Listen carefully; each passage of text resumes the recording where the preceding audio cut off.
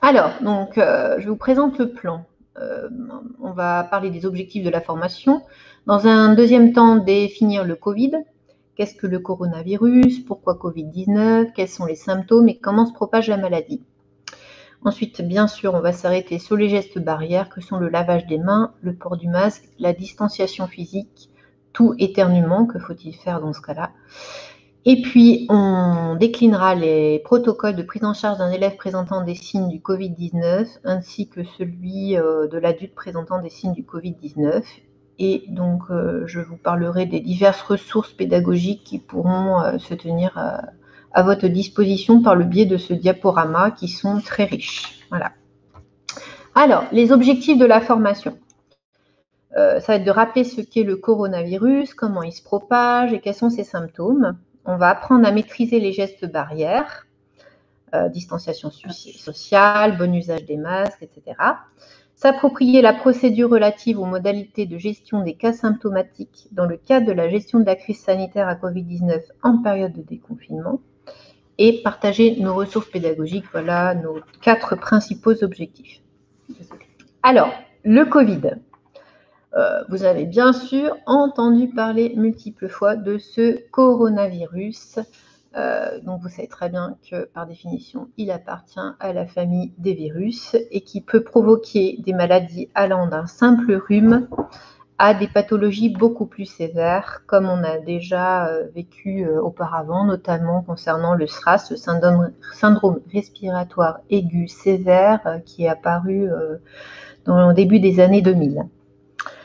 Le virus identifié en 2019 en Chine, bien sûr, est un nouveau coronavirus et la maladie est donc nommée Covid-19 par l'Organisation mondiale de la santé. Alors, juste un petit topo, pourquoi le Covid-19? Comme vous savez, le virus, on ne peut pas le voir, on peut le voir uniquement au microscope et quand on l'observe au microscope, il apparaît sous une forme de couronne. D'où le nom corona issu du latin couronne, V comme virus, D comme disease en anglais et 19 année de son apparition en Chine. Alors, les symptômes.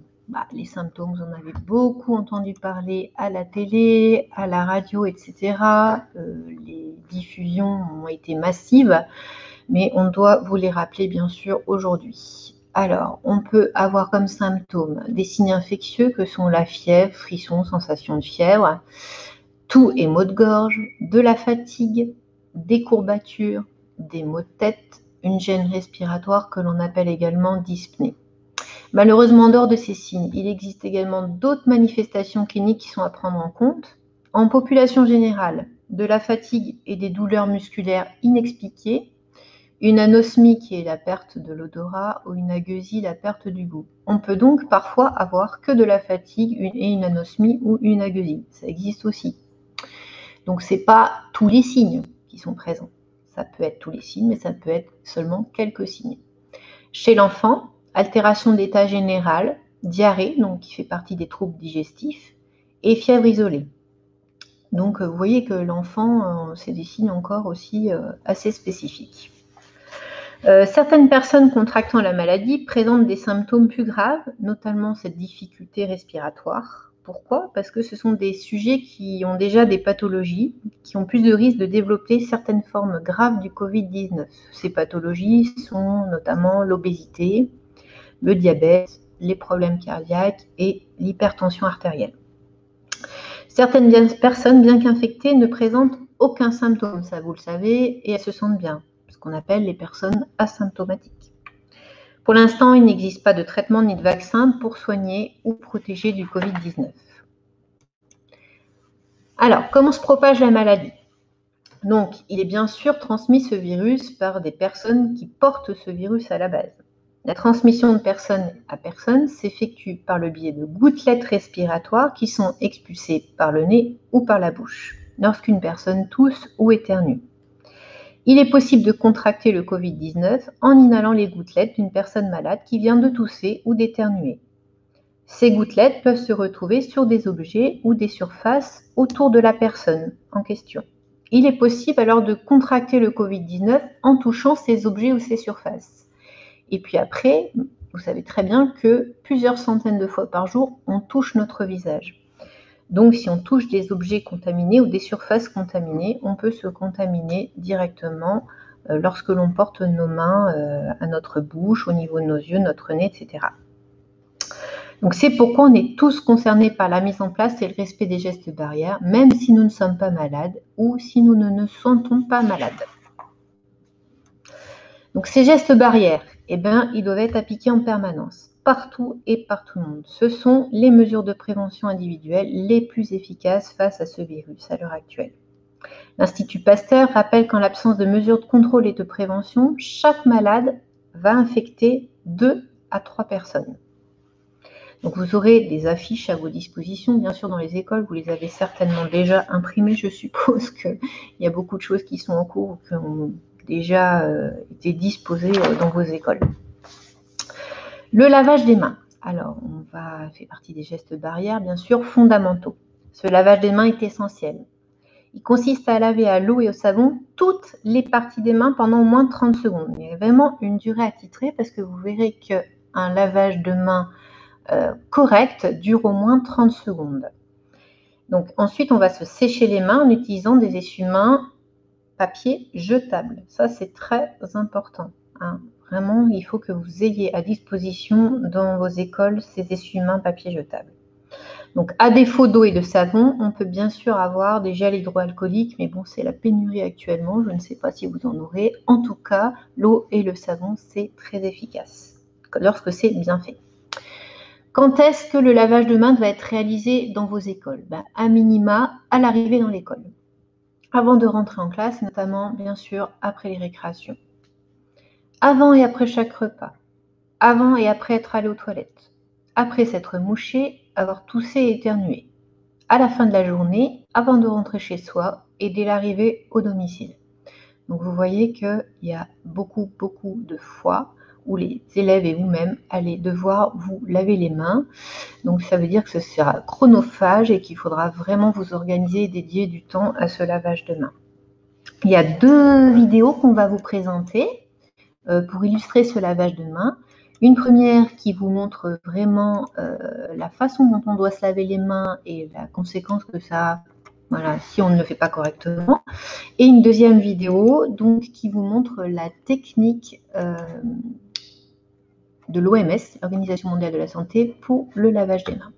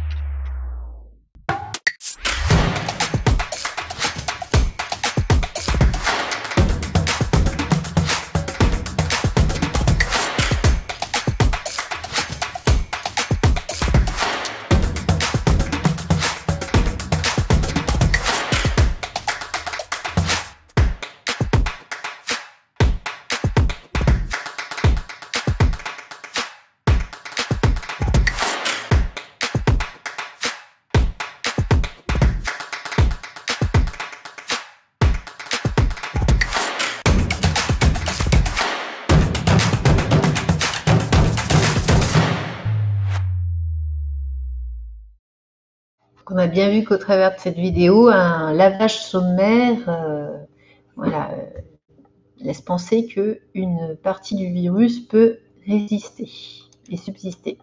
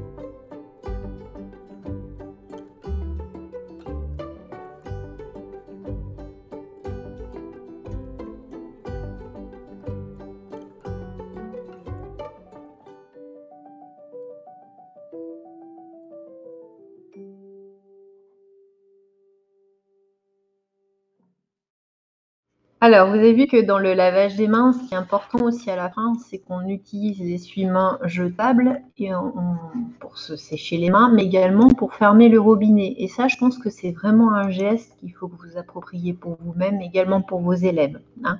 Ça évite de se recontaminer par le biais du robinet alors qu'on a les mains propres. Voilà, c'est vraiment quelque chose à apprendre à vos élèves également. Alors, on va maintenant parler du port du masque. Le port du masque, tout d'abord, pour les personnels. Donc, dans tous les cas, le port de masque est complémentaire des gestes barrières, mais ne les remplace absolument pas. Le port du masque, il est obligatoire dans toutes les situations où les règles de distanciation physique ne peuvent être respectées. Le temps de port est limité à 4 heures. Ça veut dire que sans indication de leur réutilisation, ils sont à usage unique et qu'on doit les jeter à la poubelle. Donc si vous avez un masque en tissu et qui est lavable, il faudra le laver à 60 degrés. Sinon, ce sont des masques à usage unique. Dans vos écoles, vous aurez des masques dits grand public à usage unique. Le ministère de l'Éducation nationale met à disposition de ses agents en contact direct des élèves, au sein des écoles et des établissements, des masques dits grand public, comme je viens de vous faire part, à raison de 2 masques par jour de présence dans les écoles. Alors, on va visualiser deux vidéos, relatives aux modalités d'utilisation de masques. Une première vidéo où une cadre de santé montre vraiment comment mettre un masque. Et puis une seconde vidéo qui vous montre comment boire avec un masque et quelles sont les erreurs à ne pas commettre une fois qu'on a ce masque. Voilà. Avant de mettre ton masque, il faut que tes mains soient propres ou désinfectées. D'accord? Une fois que tes mains sont propres et désinfectées, tu vas pouvoir les récupérer dans le carton, le masque, par l'élastique. Comme ceci. D'accord? Je ne sais pas si tu voulais le faire ou pas d'ailleurs. Alors, on s'assure que le masque, effectivement, il y a deux côtés. Il y a un côté extérieur, un côté intérieur. Là, c'est marqué extérieur. Donc, on va le mettre à l'extérieur. Comme ceci. On va aussi s'assurer qu'il est bien au bon endroit, c'est-à-dire qu'on a bien la tige métallique au-dessus, qui va servir à pincer la narine. Et donc, on va venir placer le masque sur le visage de cette façon. Ensuite, on va pincer ici, sur la narette du nez. On va bien appliquer sur les pommettes. Et puis là, pour s'assurer que le menton est bien enveloppé, on va tirer le bas du masque. On va le déplier, puisqu'il y a des plis. On va déplier le masque pour qu'il vienne vraiment bien envelopper complètement le visage. D'accord ? Sur certains masques, il peut y avoir des couleurs. La couleur est forcément toujours à l'extérieur. Ensuite, on sait que ce masque-là, on ne va pas y toucher. Le fait de toucher le masque, c'est risquer de se contaminer les mains. Et en plus, on risque aussi de briser les fibres de ce masque et le rendre du coup inutilisable et inefficace. Donc on porte le masque ici en collier et on le laisse effectivement en place le temps nécessaire. D'accord ? Ensuite, sur le retrait du masque, une fois qu'on a fait ce qu'on avait à faire et qu'on a fait attention effectivement de ne pas toucher ce masque-là, on va de nouveau faire le nécessaire pour que nos mains soient propres ou désinfectées. On va reprendre le masque par les élastiques et on va l'apporter, le mettre assez loin de son visage, sans le froisser, l'éliminer dans la poubelle. Voilà, ça marche. Donc une deuxième vidéo un petit peu plus comique, un peu, voilà.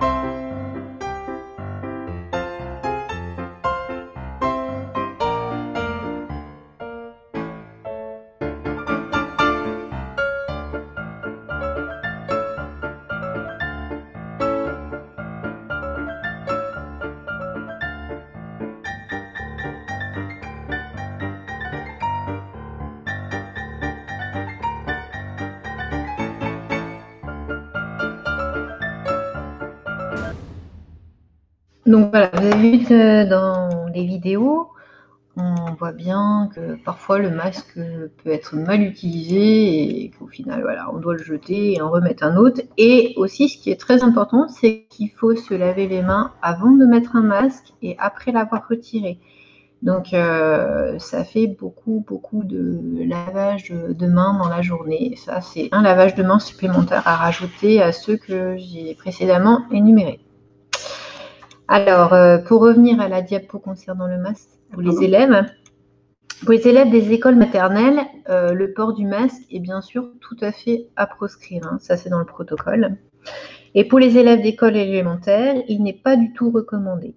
Cependant, les élèves qui le souhaitent pourront en porter un, mais à condition qu'ils soient en mesure de le porter sans risque de mésusage. Ça, c'est très important. Voilà. Après, il y a peut-être des parents qui vont être insistants pour que leur enfant porte le masque, mais ça veut dire que pour vous, il faudra aussi surveiller que l'enfant sache bien l'utiliser. Peut-être que vous aurez en tout cas des enfants qui le porteront de façon obligatoire parce qu'ils présenteront des pathologies et que leur médecin aura préconisé le port d'un masque. Les conditions du port de masque sont strictement définies par le médecin qui suit l'enfant. Donc là-dessus, c'est des prérogatives et normalement l'enfant aura appris à bien utiliser son masque. Des masques dits pédiatriques seront mis à disposition dans les écoles, normalement, pour protéger les enfants qui présenteraient des signes de Covid-19 dans l'attente de leur retour au domicile. Donc voilà, vous vous assurerez que vous possédez bien ces masques pédiatriques parce que comme on le verra ultérieurement, il y aura donc un protocole à mettre en place en cas de suspicion de Covid-19 chez un enfant, tout comme chez un adulte. Alors, la troisième geste barrière, qui est la distanciation physique. La règle de distanciation physique, comme vous le savez, son principe, c'est le respect d'une distance minimale d'1 mètre entre chaque personne, ce qui permet d'éviter les contacts directs, mais également une contamination respiratoire et ou par gouttelette.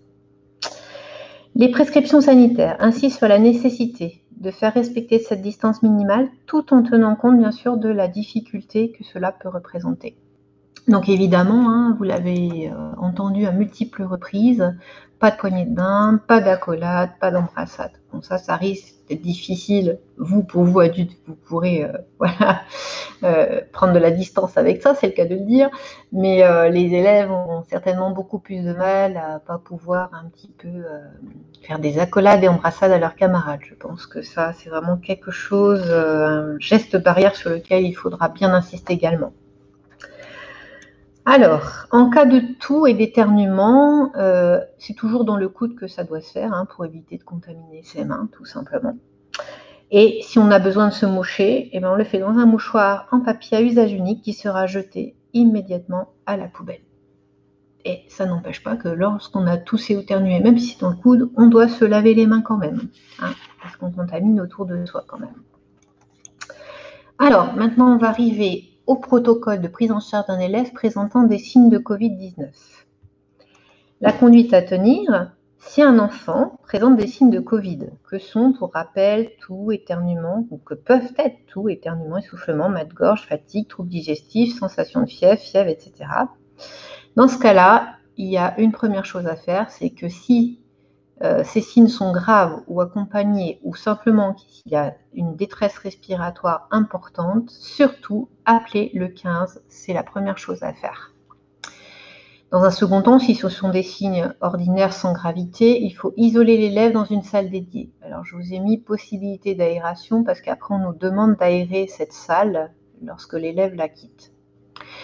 On lui fait bien sûr porter un masque à cet élève, donc les fameux masques pédiatriques dont vous serez munis, ainsi qu'à la personne qui sera chargée de sa surveillance, hein, parce que bien sûr, l'enfant ne restera pas tout seul.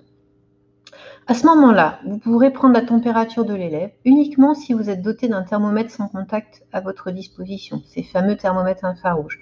Donc n'utilisez pas vos thermomètres frontaux, hein, qu'on met directement au contact de l'enfant. Il faut vraiment que vous soyez munis de ces thermomètres sans contact. Ensuite, vous allez prévenir les parents pour qu'ils viennent chercher l'enfant et les autres enfants vivants dans le même foyer, le cas échéant.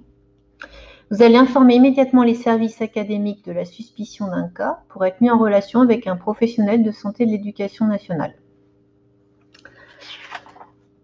Alors, il va falloir que vous appeliez la DSDEN à ce numéro suivant, 03 86 21 70 34. Donc, ce serait bien que vous ayez ce numéro sous le coude en permanence. Voilà. Parce qu'il pourrait rapidement vous servir. J'espère pas, mais bon, voilà, si vous avez un cas contact élève, en tout cas, n'allez pas ressortir votre protocole. Je vous conseille de l'avoir sous le coude près de vous. Donc, dans le cadre du protocole de partenariat avec l'ARS, le service de santé de l'éducation nationale, avec la collaboration de votre école, sera en charge du signalement à l'ARS et de l'identification des cas contacts en milieu scolaire. Donc, ils viendront vers vous, vous posez quelques questions, ou ils passeront directement par nous qui vous poseront des questions et on sera en contact avec l'ARS. Ce que je peux vous dire déjà sur la prise en charge d'un élève symptomatique présent dans l'école. Donc, vous aurez un diaporama. Le diaporama que je vous expose aujourd'hui, vous l'aurez à votre disposition. Et puis, vous avez un schéma récapitulatif de protocole de prise en charge d'un élève symptomatique présent dans l'école. C'est ce que je viens d'évoquer, mais là, c'est sous forme schématique et c'est bien illustré. Et les consignes sont claires. Je reviendrai sur la consigne en haut à gauche de la remplissage de la fiche cas possible une fois que je vous aurai exposé le protocole de prise en charge adulte. Alors, un adulte peut bien sûr lui aussi contracter le Covid-19. Donc, il y a également une conduite à tenir très proche de celle de l'élève. Donc, si un adulte présente des signes de Covid, qu'on a évoqués précédemment, et le mieux, c'est qu'il retourne immédiatement à son domicile ou qu'il soit isolé dans une salle dédiée. Dans les deux cas, de toute façon, il aura son masque. En cas de signe de gravité, comme pour l'enfant ou de détresse respiratoire, appelez le 15 immédiatement. Il faut rappeler la procédure de prise en charge d'un cas suspect, à savoir éviter les contacts et renforcer les gestes barrières et consulter, tout comme l'enfant, le plus rapidement possible le médecin traitant pour son prise en charge. Informer immédiatement les services académiques de la suspicion d'un cas pour être mis en relation avec un professionnel de santé de l'éducation nationale au numéro pour aide et conseil, qui est le fameux numéro unique évoqué précédemment que je vous ai remis sur la diapositive. Et puis donc c'est la même chose que pour l'enfant, toujours dans le cadre du protocole de partenariat avec l'ARS, le service de santé de l'éducation nationale, en collaboration avec l'école, sera en charge du signalement à l'ARS et de l'identification des cas contacts en milieu scolaire. Bien sûr, donc l'IEN de circonscription devra être prévenu. Le nettoyage devra être effectué de façon approfondie, avec une désinfection de la salle, de la classe de l'adulte en fin de journée, et le cas échéant de la pièce d'isolement si elle a été utilisée par l'adulte. Demandez à la personne concernée de communiquer le résultat du test dès qu'il sera connu et transmettre sans délai l'information au numéro unique pour la conduite à tenir. Donc, de toute façon, c'est toujours ce lien avec la DSDEN qui est maintenu avec un personnel de santé de l'éducation nationale. Donc, de la même façon, vous avez un schéma qui récapitule le protocole de prise en charge d'un adulte symptomatique présent dans l'école, auquel vous pouvez vous référer. Je vous conseille de l'imprimer, de l'avoir aussi sous le coude, comme ça, voilà. Vous n'aurez pas à le chercher au dernier moment si ça arrive. Donc, je vous ai exposé la totalité du contenu du protocole sanitaire dans les écoles. Donc, au sein de ce diaporama figurent quelques ressources pédagogiques qui vous seront également transmises, en plus d'autres supplémentaires, des affiches comme celle-ci. Et puis, beaucoup de liens, des liens qui récapitulent un petit peu le lavage des mains, le port du masque, la définition des défenses de l'organisme, qu'est-ce qu'un microbe, une vidéo québécoise très bien faite qui explique la maladie et les raisons du confinement pour les plus petits. Et puis le site dont vous avez sûrement été destinataire, education.gouv.fr, le coronavirus expliqué aux enfants, où sont situées toutes les affiches du gouvernement et quelques vidéos aussi supplémentaires. Et puis des BD pour enfants, des explications multiples sur le coronavirus, la fameuse vidéo avec l'expérience paillette qui explique aux enfants voilà, ce qui est vraiment un microbe, et en quoi consiste le lavage de mains et pourquoi le lavage de mains est si efficace face aux microbes et notamment les virus. Voilà, donc j'en ai fini avec la présentation de ce diaporama. Et bien, je vais vous libérer. Bon courage à vous et je vous souhaite une bonne journée. Au revoir.